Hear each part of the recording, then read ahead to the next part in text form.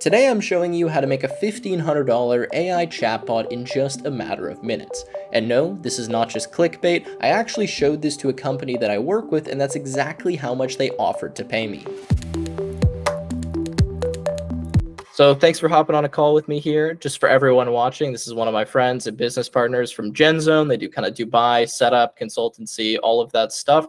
I made the bot specifically for them because I kind of know their needs and I've worked with them before. But I want to ask you, I just showed you the bot. What do you think of it, first of all? What kind of value does it have? And if you were going to pay for it, how much could you pay me for that? Yeah, I mean, since we move hundreds of people to Dubai, we get asked hundreds of questions, thousands of questions on a daily basis, on sales calls, just in general on text. So it'd be really, really cool to automate something like that, to have up-to-date tech that can always answer questions directly on our website even. So I think I would definitely pay maybe around $1,500 a month for something like that, just to have on our website so that it can reduce some pain from our sales calls. That's amazing. Yeah. And I mean, if this can even just drive 1 or 2 extra calls for you per month and you close one of those, already you're ROIing, right? So that's exactly why I made the bot. Awesome. Thanks so much for hopping on for me. That was all I wanted to ask you. And now let's get into the video. Now, this bot acts just like a consultant and can give real-world advice on moving to Dubai and exiting Canada. Its main goal is to actually drive users to sign up for a free consultation meeting where eventually they can be converted into paying clients, or to refer them to different accountants and lawyers so they can get the expert insights that they need. It can capture their email, it has a database where it can pull knowledge from, and it can look up real-world information from Google and even get access to things like the current weather. It's super cool, and it's something that you could be making and selling to other businesses quite easily. Obviously, this is a real-world use case for a real business that I work with, and that's why I wanted to show it to you. So with that said, let me show you how we build this bot in just a matter of minutes. Now, to make this bot so quickly, we're going to use a platform called Coze, who have sponsored this video. Now, that said, this is really a game-changing platform, and it's super easy to create these AI bots, and you can do them in just a few minutes, and it's completely free. You can even utilize various ChatGPT models for free, which you're going to see here. So in order to use Coze, what we're going to do is just create a new account. So simply go to the link in the description, make a new account on Coze. Again, it's free, and then we'll spin up this bot, and I'll walk you through the process of building it. So once we've done that, what we'll do is press on the Create Bot button here from the left-hand side. We'll select a team. In this case, I'm just going to go on my personal team, and we'll give this a name. Now I'm just going to type Dubai Consultant here, and I'll go with tutorial because I already have one named this. And then we can give this a description, which will be helpful for people that are reading the bot. And lastly, what we can do is actually generate a profile photo or upload our own for this bot. So let's go ahead and do that. Okay, great. So it generated a pretty cool image for us, and we'll go ahead and press on confirm. Okay, so from this page here, we'll actually start writing the bot. And the first thing I want to do is write the prompt. However, we do want to select the model that we're going to be using. So notice here it has GPT-4 selected, but we can actually utilize GPT-4o, which is the new one that just came out. And you'll be able to use these with various ChatGPT credits that this platform Coze gives you completely for free. Obviously, there's a bunch of other parameters here if you want to use those. And you can even toggle the multi-agent mode, but we're just going to leave it as single agent mode for now. Now, what we can do here with the prompt is kind of describe really basically what we want the bot to do. And then we can optimize the prompt using AI, and it will actually write it in a format that's going to be a lot better for the model. So what I've done is just pasted in a pretty small prompt here where I just described what I want this to do, and then I gave it some information on the various referrals because it's going to need to know those links for my accountant and for actually getting set up with that Dubai free consultation meeting. So now that we have this, we'll just press on optimize, and it's going to make a new, more optimized prompt for us. Okay, great. So we have a new prompt here that we can use where it specifies the character. It goes through a few different skills that this model has access to or that it should use, and then it has some constraints. So we'll press on use here, and let's just test this out right now before we actually add anything else. Okay, so I'm just asking it here to tell me about the process of moving to Dubai. So let's see what we get back from that. And keep in mind, we haven't added any plugins or knowledge. We're just using that kind of base LLM, which is GPT-4o. So we've got our response now, and it's actually pretty decent, but obviously we want to improve this model and give it some other skills and things that it has access to. So to show you how easy this is with Coze, what I'm going to do is just add a plugin that gives us access to the weather. So if I go to plugin here, you can see there's actually over 300 plugins. And if I just search for weather here, we can find the weather plugin. So that's actually the one right here. So let's click on that, and let's just add the ability to get the current weather. So once we add this plugin, the only thing that we need to do is just add a new skill here inside of our prompt and just write a few words about the plugin so the bot knows that it has access to it. So what I can do is just make a new skill here. So I can say skill 3, something like weather, and say you can get up-to-date live time weather forecasts. Now that's not the best grammar, so what I'll do is just re-optimize the prompt here so that it writes it a little bit better for me, and then we can test this in real time with the window that we have on the right hand side and see if this is working. So I've re-optimized this now, and what I'll do is just ask it for the current weather. So I'll say, can you give me the current weather in Dubai, please? And let's see now if it can use that plugin. Great, so we've got the weather. You can see it is extremely hot in Dubai, hence why I am not there right now. And now let's move on and add a few more features. So what I want to do next is add the ability to look up real-time information. And to do that, we're going to use Google search. So again, I'm just going to go here to the plugin tab. There's a ton of different plugins. I'm going to go on Google web search. Let's give it that ability. And then again, all we need to do here is simply go into the side and add a skill that tells it can look up real-time information. So I just added the other skill here. You can see skill 4, perform Google searches, search Google for answers to users' questions. And then what we can do here is test this out and say, how is the flooding in Dubai, which is only something the model would know if it has access to Google, because this was quite recent and it's not going to be in the new trained GPT model. So let's see now if it's able to actually use the Google search and find this real-time information. So you can see here it did now use Google, and it gave us some sources and some information about the flooding. So this is great, but the next thing that I want to do to improve this model even more is I want to give it a knowledge base. Now this is information that we can provide that it can then go search and look at to give us really context specific and just more detailed answers without having to rely on something like Google or just what the model was trained on. Now this is really more formally known as RAG, Retrieval Augmented Generation, where we're going to provide a bunch of data to the model, kind of like a knowledge base, and then when it needs to answer a question, it can go search within our specific knowledge so it can answer questions really specific to whatever our use case is. In this case, I'm going to give it a bunch of blogs and articles from my business partner's GenZone because they have a lot of detailed information on their website, but we could give it access to something like our resume, and then it could search through our resume, maybe give us tips on how to improve it, or answer specific questions maybe about a candidate if you were using it to do like an analysis on different candidates. You get the idea, but the point is we can give this knowledge, so I'm going to go ahead and do that.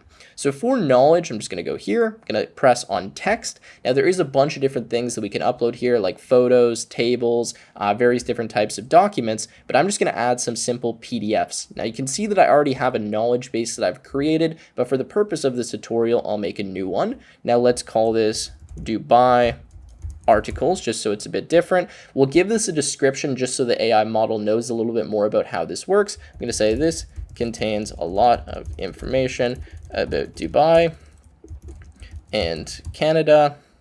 That's fine. Okay, we could give it a better description, but that's okay. And then we can upload some local documents, Google Docs, Notion, etc. You get the idea. There's a bunch of different info. So from local documents, I'm going to go next, and then I'm going to search on my computer for those documents and upload them here. So you can see I've uploaded a bunch of different documents here. So I'll just press on next, and then we have a bunch of options here. We can customize this if we want, but I'm just going to go with automatic.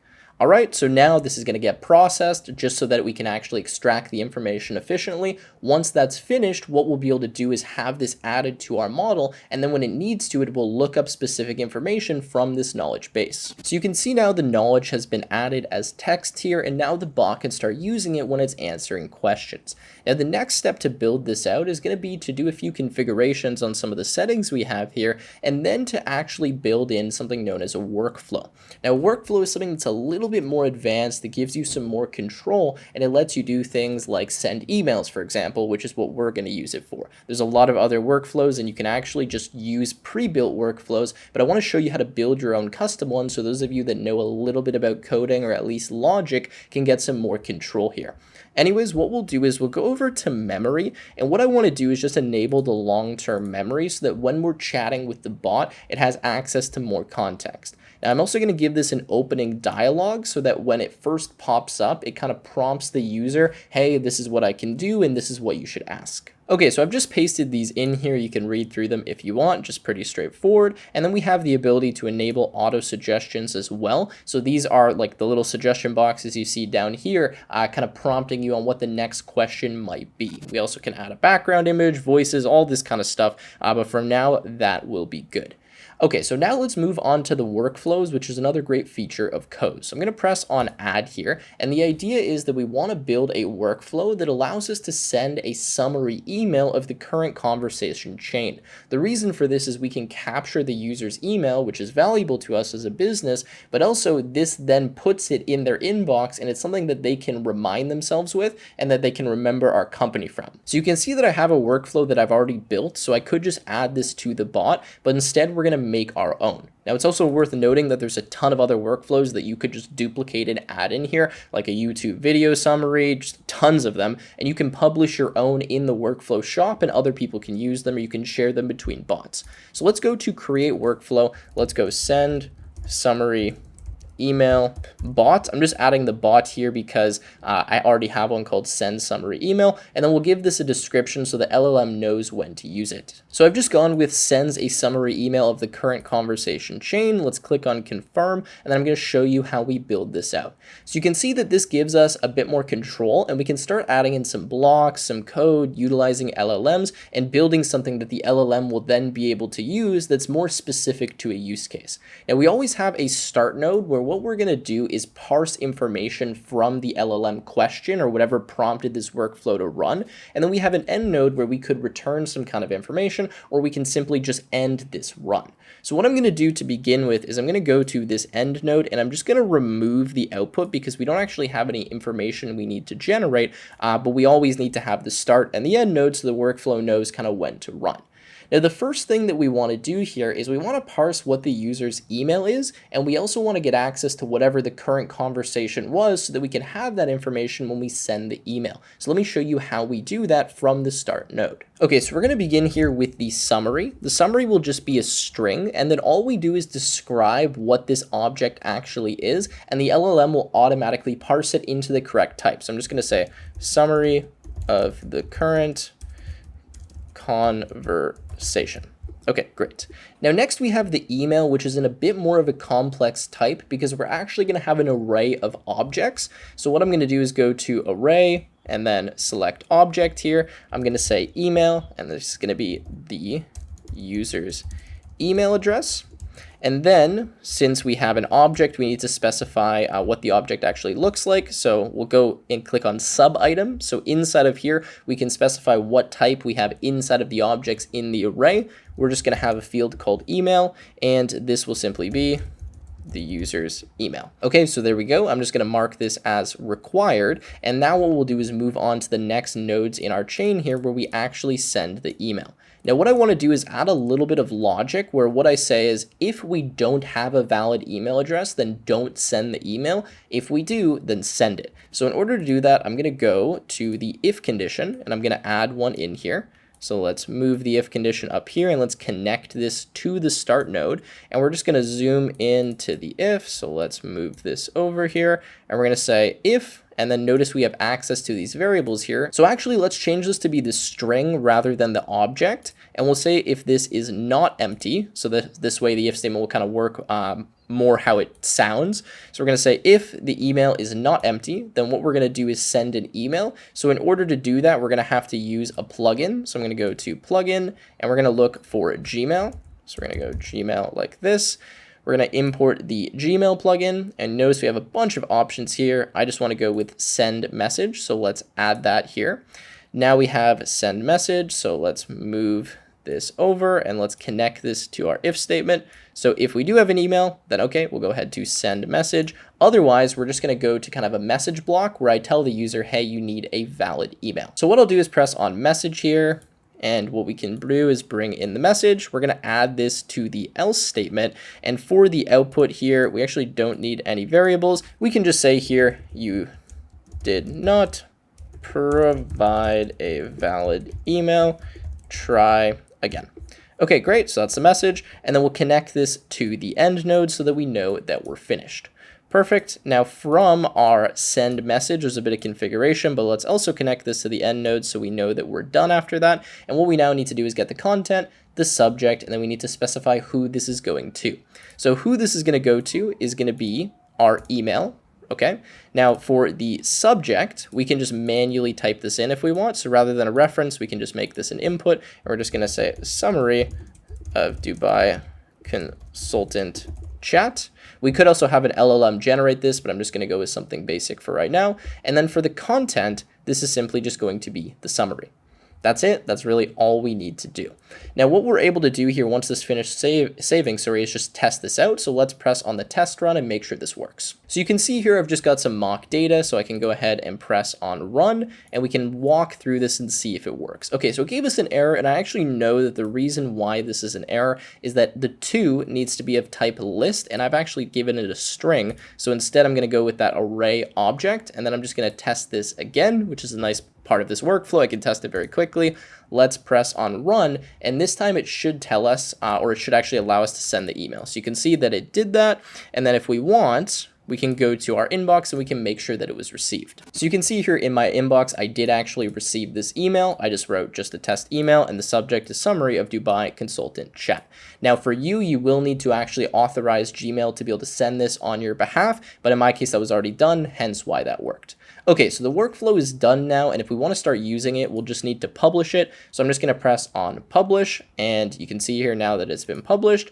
And now that it is published, we can add it to the current bot, which I will do right now. And we just need to specify in the skills that it has access to this workflow, and then we can start using it. So I just added the final skill here, facilitate email summary, and I just gave it a bit more information. So I said, if requested, use the email workflow to send them a summarized account of the conversation. In the case that the user attempts to send an email without providing one, prompt them to provide a valid email, just so that we will actually capture that email before we use the workflow. So let me just say, hey, can you send me an email, and let's see what it tells us. Okay, so notice it's asking us to provide the email, so let's do that and then again make sure it works. So it just sent the email here. We can actually look in the workflow and see some of the parameters and the data that it parsed for us, and notice that it did send to lifewithtim.official@gmail.com, which is one of the emails I'm using for my second channel.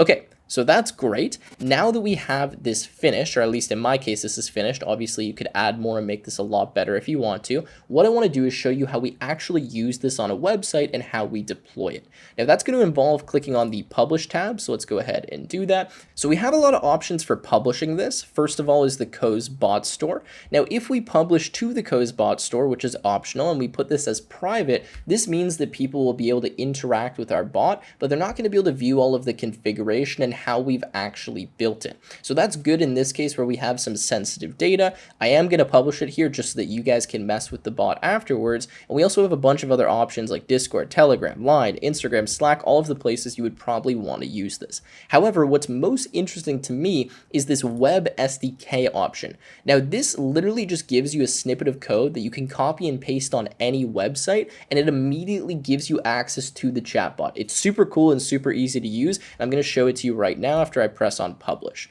So once I do this, it should prompt me here with the web SDK to install this. So I'm going to do that. I'm going to go to installation, and notice that literally all we need to do is copy this code, and I can just paste this on any HTML website, and immediately I have access to the bot. Now, to prove that to you, I have a website that I'm running in VS Code on my computer. So let me hop over there and I'll add the bot to it. Okay, so this is the website I'm running locally here. You can see it's just running on my local port 5500, just a standard kind of HTML website. You can see it's actually a website for GenZone. I just downloaded their website so I could show you how we can actually add the bot to it.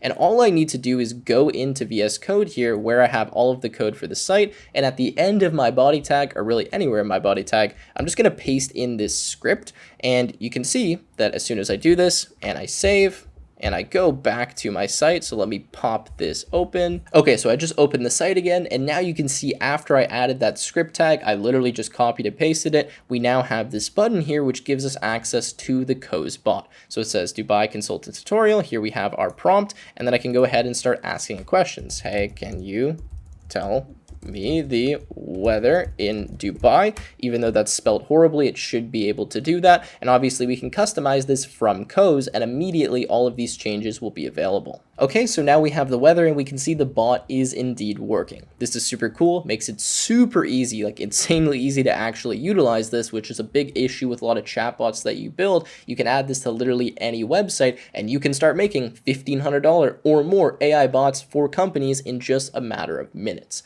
So now the last thing I'll show you is that if you want some inspiration, you can check out the Coze Bot Store. Now this is a place where you can get some inspiration and you can view a bunch of different bots that other people have created. You can see that some of them are starred here. You can filter by public configuration and the different categories that they have, and you can kind of mess around with this, and you can even deploy your own bot if you want it to be on the Coze Bot Store.